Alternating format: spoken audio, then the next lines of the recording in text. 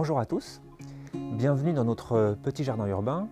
Alors j'ai souhaité aujourd'hui réaliser cette nouvelle vidéo, d'une part pour vous présenter notre jardin en ce 30 août 2015, mais aussi pour réévoquer certains principes de jardinage inspirés de la permaculture que j'essaye de mettre en œuvre dans ce jardin.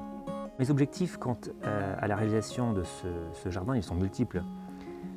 Pour nous, à l'échelle de notre couple, c'est évidemment d'être autonome en légumes, ce qui est déjà le cas aujourd'hui, et je l'espère, d'ici quelques années, être autonome en fruits, avec tout le plaisir que cela procure que de passer du temps au jardin, d'aller ramasser des légumes extra frais, de déguster des variétés que l'on ne trouve pas ailleurs, etc. etc. Mais plus largement, l'objectif que j'ai en communiquant sur ce petit jardin, c'est de m'associer déjà à tous ceux qui le font déjà, pour faire entendre que des alternatives sont possibles, pour produire autrement, pour produire beaucoup, mais localement, durablement, et en visant même une amélioration globale du milieu et une dégradation de la qualité des sols, ce qui n'est en général pas le cas dans les modèles agricoles plus conventionnels. Et puis la pratique du jardinage présente aussi à mon sens un intérêt social, un intérêt économique, éducatif, un intérêt en termes de santé évidemment. Bref, le jardinage et peut-être encore plus la culture en milieu urbain, c'est à mon sens un sujet dont on va beaucoup parler à l'avenir. Passons maintenant au principe de jardinage inspiré de la permaculture que j'essaye de mettre en œuvre ici. Alors, la permaculture reste une méthode de conception qui vise à la création d'environnements soutenables et qui doit permettre de créer un système, et donc dans le cas présent un jardin, qui soit autonome, qui soit durable, le plus harmonieux possible, résilient évidemment, et qui demande le moins d'énergie possible pour fonctionner. Ça veut donc dire que les principes que je vais présenter ne sont pas une recette miracle et demanderont, en fonction de l'environnement dans lequel vous allez vous trouver, à être adaptés pour être appliqués.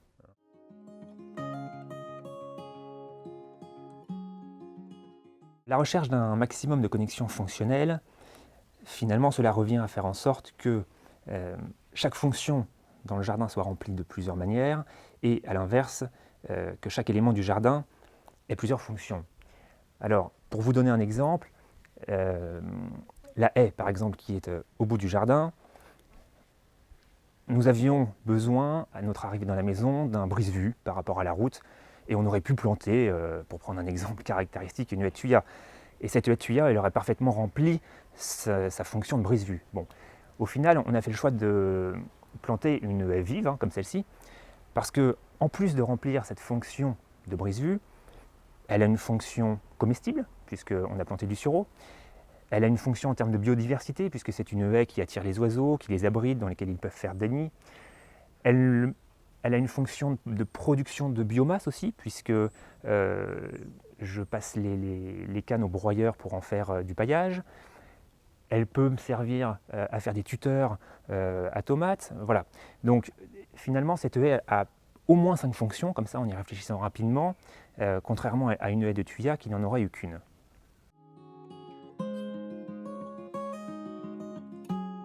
Un des principaux enjeux au jardin aussi, c'est d'essayer de garder un sol vivant. C'est ce sol finalement qui est à la base de la santé du végétal, on va dire. Et donc c'est vraiment essentiel de lui apporter du soin et de faire en sorte de ne pas trop le déstabiliser. Alors pour garder un sol vivant, déjà moi je ne le retourne jamais.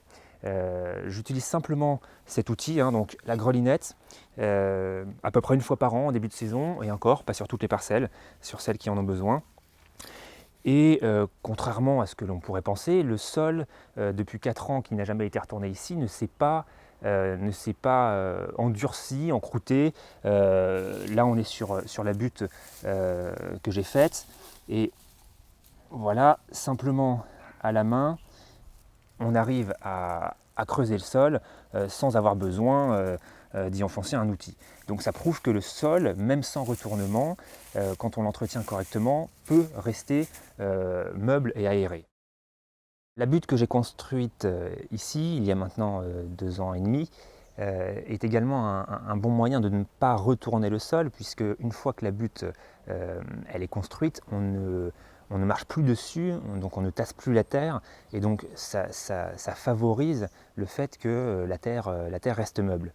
Alors cette butte, bon, j'imagine que vous connaissez un petit peu le principe de la butte, hein. Je l'ai faite en y enterrant des rondins en décomposition, en y ajoutant par-dessus des tontes d'herbe, des déchets verts en tout genre, en arrosant bien et puis finalement en recouvrant de terre. Voilà, donc ça permet aux végétaux à racines profondes de bien s'ancrer dans une terre meuble. Elle peut avoir différents avantages, cette butte, en fonction du contexte dans lequel on se trouve.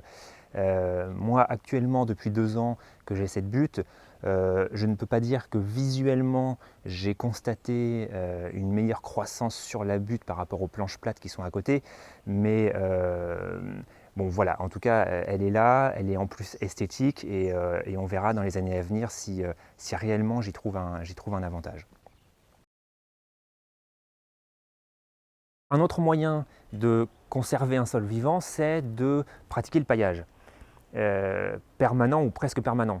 Je dis ça parce que moi, je fais un paillage permanent quasiment toute l'année, sauf entre février et mars, en gros, où j'enlève le paillage du sol pour permettre à la terre de se réchauffer et pour limiter l'explosion des limaces durant l'été. Alors, ce paillage ici, il est composé de paille en surface, hein, c'est ce que vous voyez, mais sous la paille, j'y glisse tous mes résidus de culture, de la tonte d'herbe, du déchet vert varié, voilà, enfin tout ce que j'ai en déchets au jardin finit sous la paille et se décompose sous la paille. Alors, ce paillage, il a plusieurs avantages. D'une part, il retient bien l'humidité dans le sol, et cet été, ça a été particulièrement pertinent de pailler son sol. Il limite la pousse des mauvaises herbes. Il y a assez peu de mauvaises herbes qui sortent du paillage, et quand elles sortent du paillage, on arrive à les arracher de manière simple. Et puis, en se décomposant, finalement, le paillage enrichit la terre en matière organique.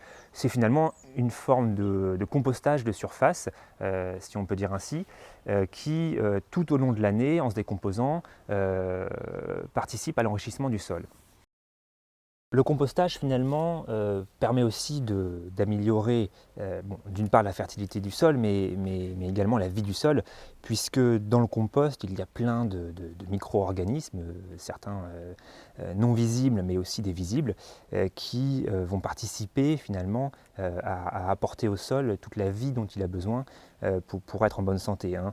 Vous connaissez tous les vers de compost rayés, mais il y a toute une vie invisible qu'on ne voit pas, mais qui a son importance dans le tas de compost. D'où l'utilité de faire du compost quand on jardine.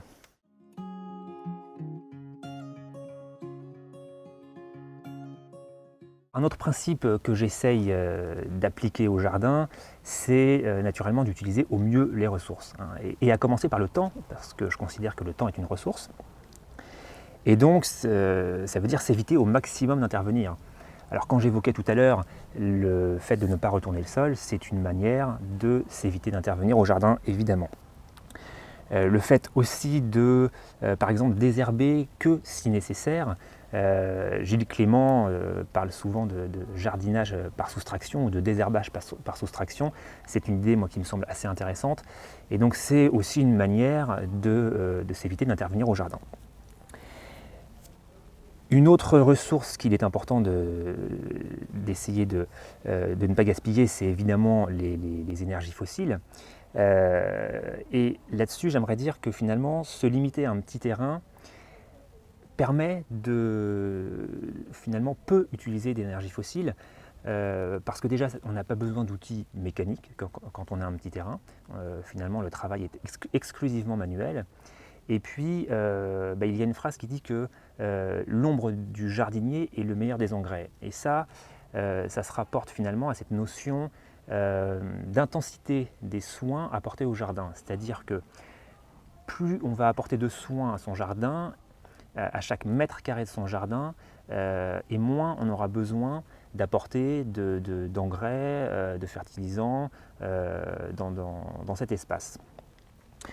Alors une autre manière d'essayer de maîtriser la consommation des énergies fossiles, ça peut être d'apporter du compost, hein, comme on l'a vu tout à l'heure, de semer des légumineuses qui vont apporter de l'azote dans le sol grâce à leurs racines, et éventuellement de planter des plantes à racines profondes comme la bourrache, qui, grâce à ses racines très profondes, va capter des nutriments en profondeur et puis les remonter en surface pour alimenter les couches superficielles du sol. Une autre ressource qu'il est important d'utiliser au mieux, c'est la lumière. Quand on connaît le potentiel énergétique de la lumière au travers du mécanisme de la photosynthèse, je me dis que notre objectif devrait être qu'aucun rayon du soleil ne touche le sol et que tous ces rayons soient captés par les végétaux finalement. Parce que c'est quand même un formidable mécanisme qui produit l'énergie, alors sous forme de glucose, d'une manière totalement gratuite et abondante. Alors, pour capter cette lumière, il y a plusieurs manières. On peut planter des végétaux en les étageant, hein, comme c'est le cas ici avec les courges, les haricots, qui grimpent en différentes strates de végétation. On peut essayer de planter des vivaces qui vont capter les rayons du soleil plus tôt en début de saison et parfois plus tard en fin de saison. On peut essayer aussi d'utiliser une serre, un châssis qui vont permettre des cultures précoces et tardives. Voilà, donc à mon avis, c'est vraiment important qu'un minimum de rayons du soleil touche le sol. Et enfin, une autre ressource auquel tout le monde pense, c'est l'eau. Bon, là, je ne vais pas m'y attarder. Récupérer l'eau, bien sûr. Là, on a un récupérateur d'eau que j'ai fait maison avec simplement 4 palettes et une bâche plastique qui répond à mes besoins. Et puis, on a évoqué tout à l'heure la butte de culture qui retient bien l'eau, le paillage permanent qui évite l'évaporation. Ça peut être aussi le binage, enfin, voilà, toutes ces méthodes qui permettent de limiter la consommation d'eau et qui semblent importantes dans un jardin que l'on souhaite durable.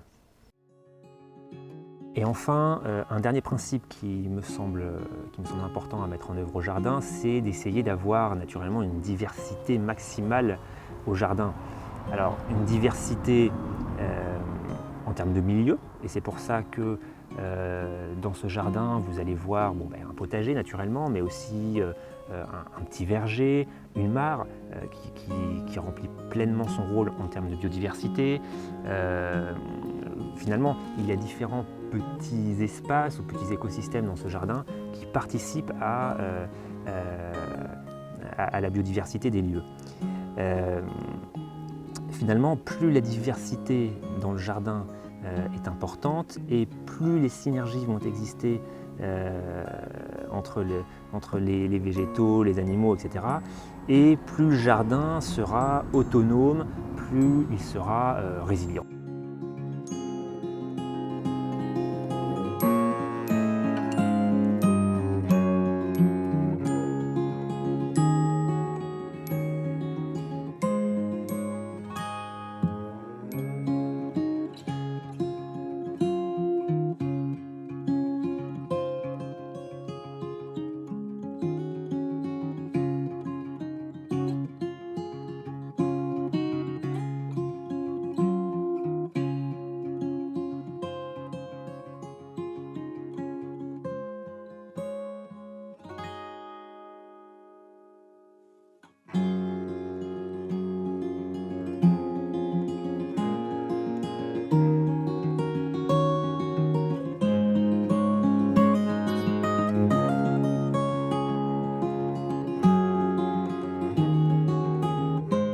Voilà, cette vidéo se termine. N'hésitez pas à votre tour à me faire partager vos retours d'expérience, vos idées, et à les partager sur ma page Facebook. Et bonne continuation à vous dans vos projets de jardinage. Et moi, je vous dis à bientôt pour une prochaine vidéo.